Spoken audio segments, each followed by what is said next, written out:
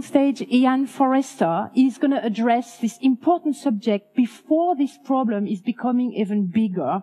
Dream hackings and the subconscious matrix in the age of big data. Ian, thank you. I'm so much looking forward. Thanks, Stacey. And thanks all for being here. I'm going to reward you all for coming out early with a PG-13 presentation, so get ready for that. First, I'd like to thank Stefan, Mikhail, Tim, and AC for the warm intro, and Ina as well for inviting me here and having me present. So dream hacking, subconscious metrics in the age of big data. Today we're going to talk about the reign of FANG, the invisible hand of new digital empires, VR headsets, wearable polygraphs sold as an empathy machine, the digital rights of man, and beyond barricades, new tools for digital revolution. So strap in, it's going to be a ride. So I'm going to start with the reign of FANG, invisible hand of new digital empires. So FANG stands for Facebook, Amazon, Netflix, and Google. So the question is, are these digital empires? Two characteristics of empires are that they rule over a significant number of distinct peoples, each possessing a different cultural identity and a separate territory. They have flexible borders and potentially unlimited appetite. But Ian, I thought empires were always evil. Not necessarily. The Persian Empire, 500 BC, it contained 44% of the global population. Some things they did, they built the Royal Road going through Asia, improving communication and access to goods. Ironically, this road also led to their defeat when they were invaded. They recorded the earliest known doctrine on universal human rights, and they invented money. Well, they didn't invent it. The Lydian Empire invented money, but they were then absorbed by the Persians. Xerxes the Great, emperor of the Persian Empire, said, God did not just create the world, God created happiness for all mankind. And yet, as soon as he took power, he crushed revolts in Egypt and Babylon as soon as he gained power. Very, very cruelly. The Roman Empire contained about 33% of the world's population during its time. Some pros, we have the invention of aqueducts and the movement of water. Concrete cement for construction was invented by the Romans.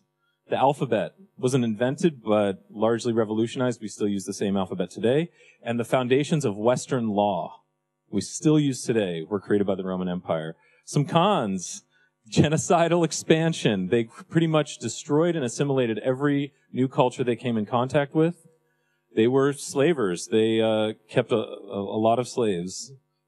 They engaged in brutal entertainments for their elites, and they, as you can see in the photo of Caligula, played by Malcolm McDowell, totalitarian rule by absolute psychopaths. If you look up Caligula, Nero, it's pretty crazy history.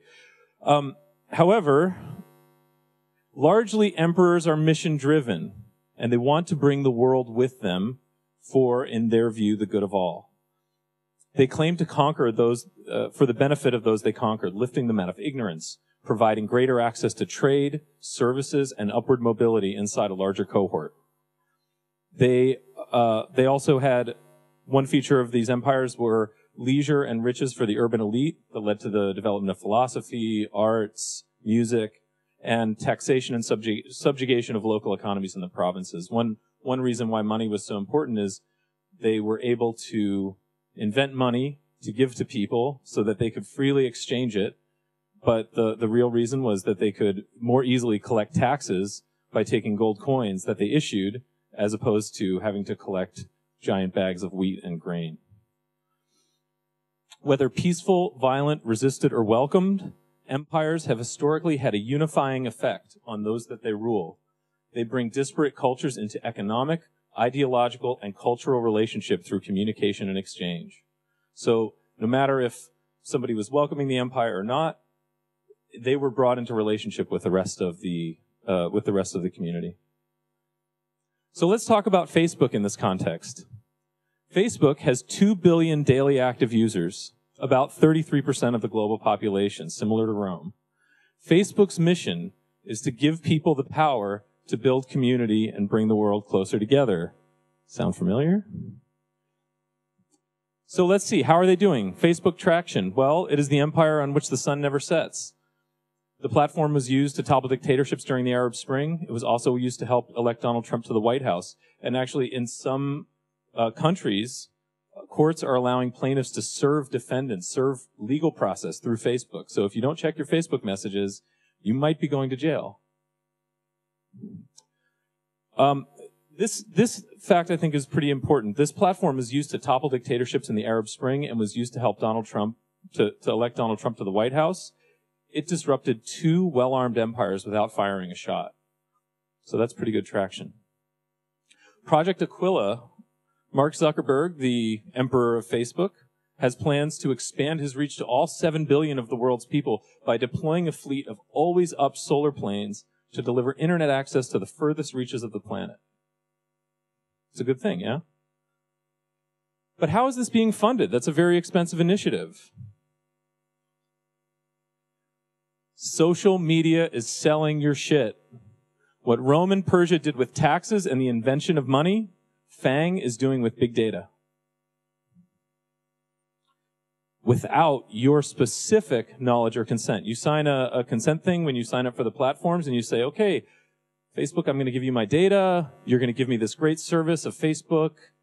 I'm going to be allowed to connect to all my friends. This is very similar to what the ancient empires did with the invention of coin money, right? So what? Okay, great. I sign the thing. You get my data.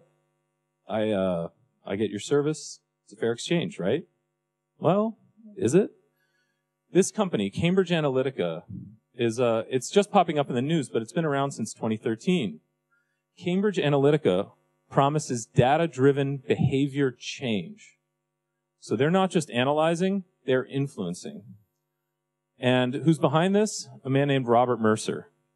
Robert Mercer is a billionaire with far-right-leaning tendencies. He is behind companies such as Breitbart News. He's the reason Steve Bannon was part of the Trump White House. And he has a fund, a quant fund called Renaissance that creates a lot of wealth for a very small amount of people. So what do Robert Mercer and Facebook and Cambridge Analytica have to do with each other? This is billionaire Robert Mercer. He's the one that installed Steve Bannon and Kellyanne Conway onto Donald Trump's campaign. And you don't know who he is, and that's by design. He also developed early AI breakthroughs in language processing for IBM. So the Wikipedia definition for Cambridge Analytica is that they are a privately held company that combine data mining and data analysis with strategic communication for the electoral process. Really what they are is a full stack propaganda pipeline. There's their pipeline in 4 steps. Step 1, discover, test, amplify, and resist. So this is how it works.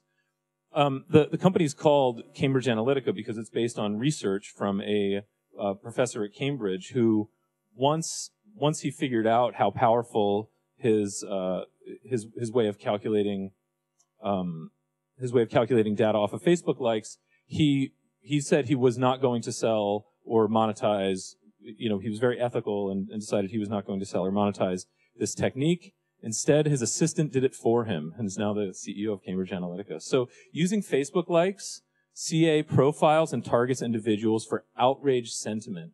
These are the kind of feelings that shut down your rational brain and engage your animal fight or flight mechanisms. It's a very poor place to make decisions from. With 5 likes, they know your demographics. With 100 likes, they know you better than your spouse or the person you live with. 500 likes, and they know you better than you know yourself. Step 2, they test. They generate news stories and then direct them at specific users based on this psychological profiling with targeted A/B testing using shadow Facebook posts to determine which ones will be the stickiest and which ones will self-amplify going viral. These posts, they look public, but they're actually private posts. So what they're doing is they're leveraging a central confusion that is inherent in the Facebook platform, where things look like they are part of the digital commons, but they are actually privately directed to you. And this allows the people who run Facebook and the people who run that platform to do very targeted testing, largely without your knowledge. Step 3 is to amplify. The stickiest posts, the ones that get the most internal traction, are then amplified through a series of citizen journalist websites. It seems as if the information is rippling through the community in a grassroots effort, or as if real information has suddenly been leaked. The crowdsourced appearance of this information, the spontaneous appearance, makes it seem credible, especially to those who doubt, the fake news of the, quote, liberal media. And then they resist. The posts go viral because they've been tested and designed and specifically engineered to do so. So they're shared and they're reshared. People who disagree with these posts or disagree with this information, they start to counter this information with other information. Cambridge Analytica deploys an army of bots designed to always have the last word. The bots consistently overwhelm any kind of corrected information that's trying to get out there. And so it appears that there is a much larger sort of human expression than there actually is. The result has been an epistemological crisis. Reality is fractured, with one group refusing to accept as fact what the other group accepts as fact. So this is virtual reality without any sensory input. This is all the virtual reality of the mind, of using social media platforms to convince people that one thing is true and with one group, and using Facebook to convince another group that another thing is true. The success stories for Cambridge Analytica since it founded in 2013 are the election of Donald Trump, the disruptive vote in favor of Brexit, and most recently the vote to keep Kenyatta in office in Kenya. So the government of Kenya hired Cambridge Analytica to help influence its election. Cambridge Analytica takes advantage of mechanisms of confusion. So these mechanisms are the confusion of private versus public, which I discussed a little bit earlier. Seemingly public information that appears as if it's in the digital commons, but that is actually being specifically targeted and measured for impact, especially outrage sentiment. Confusion of automaton versus human expression. A large group of automatons creating and pushing things out onto the internet, appearing as if they are human, versus authentic human expression. In a democratic society, this can be very dangerous because how do you know what's real? We're all influenced by each other. We all want to be part of the dominant cohort in our society. It's a facet of human nature. So when you suddenly have a large network of seemingly human robots that are controlled by somebody who has an agenda and a lot of access and power, that can be very subversive to any kind of democratic organization. It's also confusion through information overload and false equivalency. So this is the citizen journalist sites having the same appearance as a credible news outlet. And there's no information as to where is this being sourced, where is this coming from, where did this originate on the internet? Did all 20 of these stories that seem to live on different blogs were they actually all generated from the same IP address? Or did they all come organically from different parts of the world? You have no idea. None of us do. And then the echo chambers and the feedback loops created by the segregation of the platform users into what I call thought ghettos. So these thought ghettos are created by Facebook's algorithm. What they do is you're familiar with it. You see things that you like. You hit like. Facebook says, great, you like that. So as a service, I'm going to give you more things that you like. And I'm going to keep on serving you with things that you like until you're just caught in a never-ending feedback loop, which reinforces whatever you already think, presents you with no new challenging information.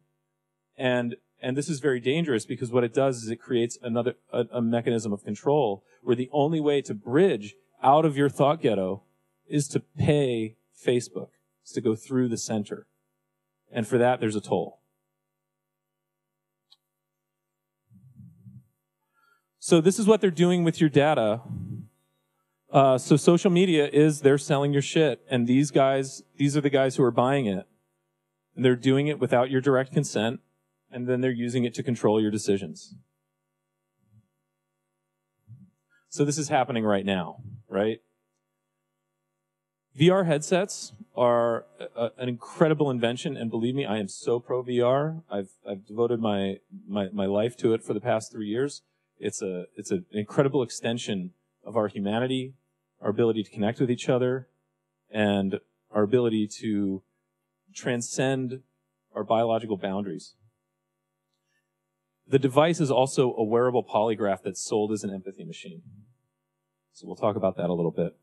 So take FANG, and Facebook spends $2 billion. They buy Oculus, and now you have Fong. Kevin Kelly, who's a famous futurist and the co-founder of Wired magazine, said in a 2016 article, if the smartphone is a surveillance device that we voluntarily carry in our pocket, then VR will be a total surveillance state that we voluntarily enter. So, you know, VR is one of these, creates a state of heightened existence, right? It's a form of ecstatic being, creates something called stir. But in exchange for that ecstasy, we're trading off, right? We're saying the same thing that we're doing with the big data on Facebook. We're saying it's okay.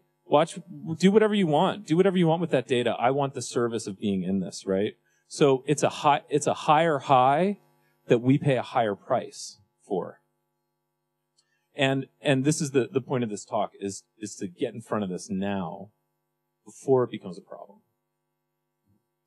So, you know, in terms of the metrics and in terms of the surveillance that can be done inside the VR headset, you know, heat mapping, a lot of us are familiar with how that works, you know, how long you spend looking at a certain thing and then aggregate that over how many people watch it and how many people spend time looking at a certain thing.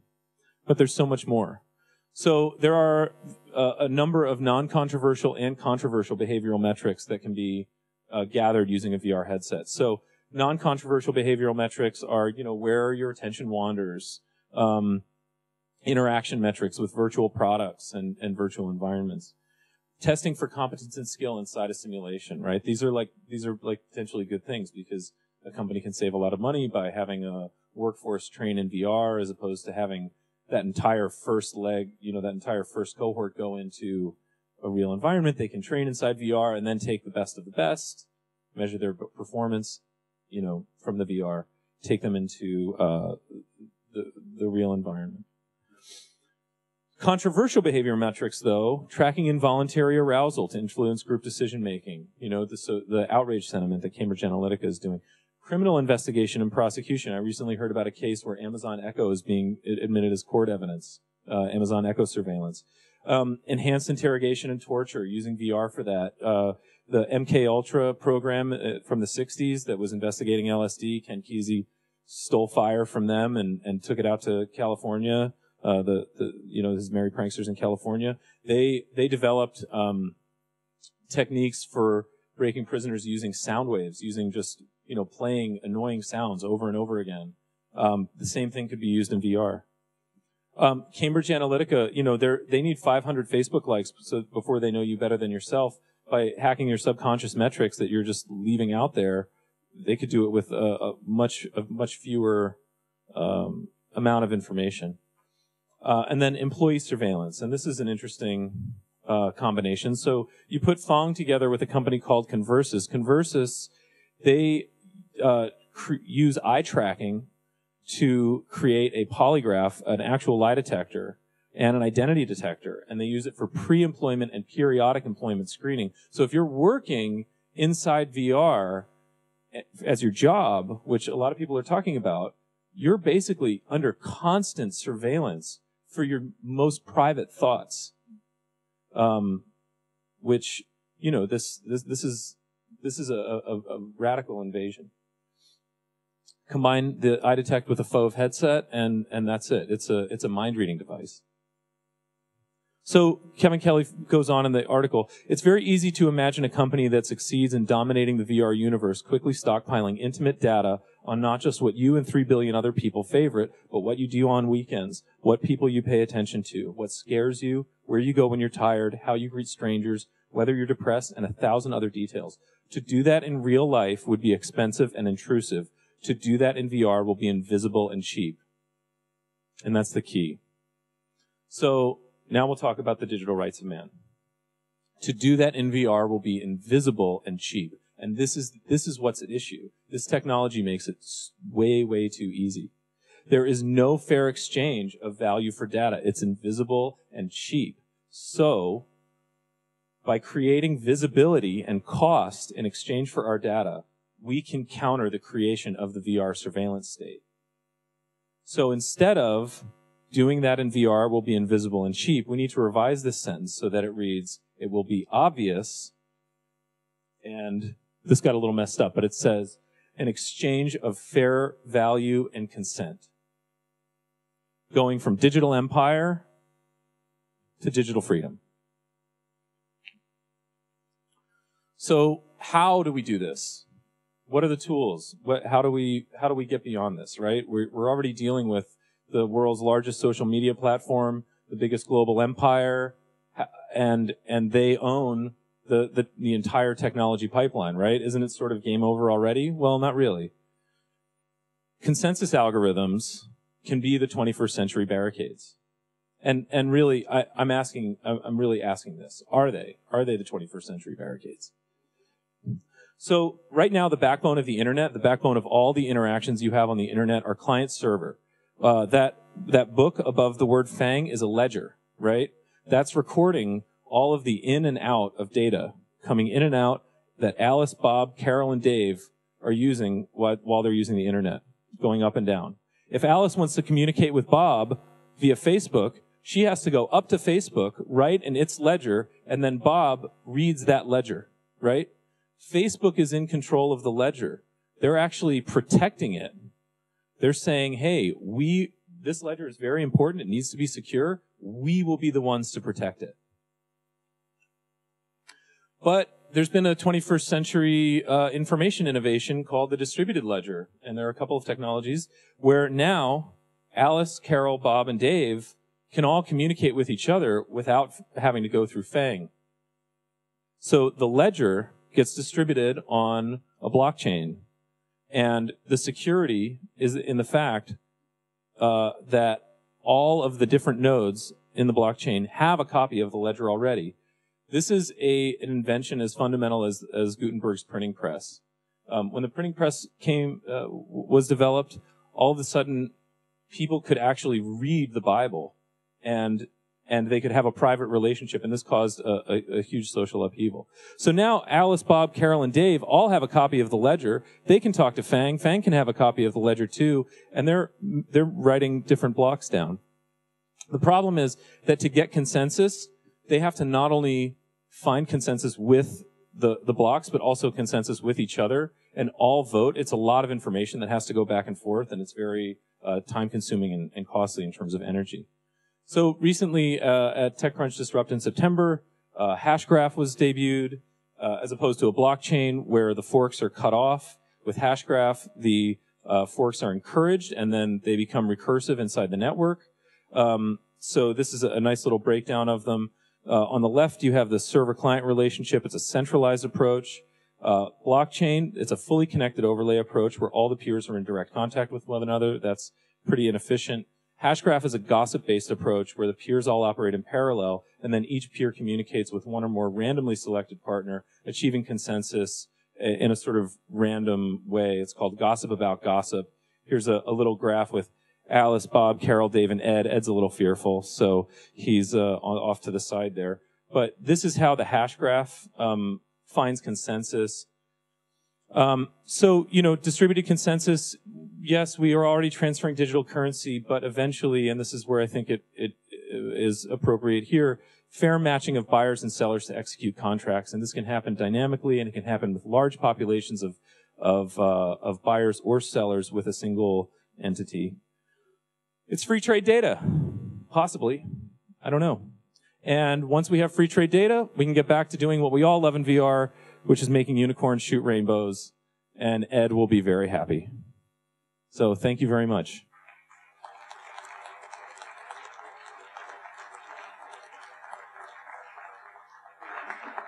Ian, I wish we would have Q&A, but I am afraid with the subject you have, if we start with Q&A, we never, ever go further.